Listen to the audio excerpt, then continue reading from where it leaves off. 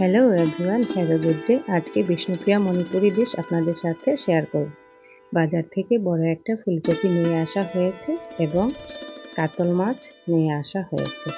এবার মাছগুলোকে ভাজবো নুন আর হলুদ দিয়ে। ব্যাস হয়ে গেলে এবার ছোটো মাছের পালা কিছুটা শুকনো মরিচ একটা দেবো, তারপরে হলুদ নুন দেবো, কাঁচামরিচ আর আমাদের মশলা পাতা নাম দিয়ে দিলাম। ব্যাস হয়ে গেল ছোটো মাছ ভাজা।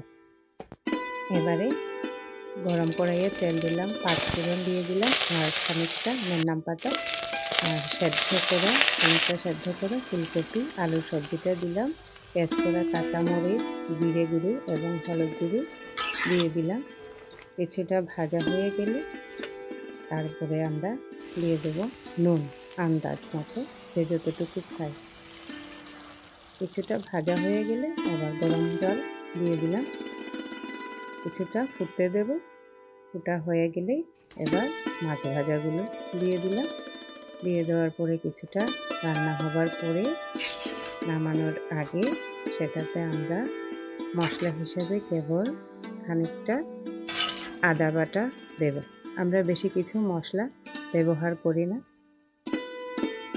ব্যাস হয়ে গেল আমাদের মাছ কারি, একেবারেই সম্পূর্ণ স্বাস্থ্যকর খাবার।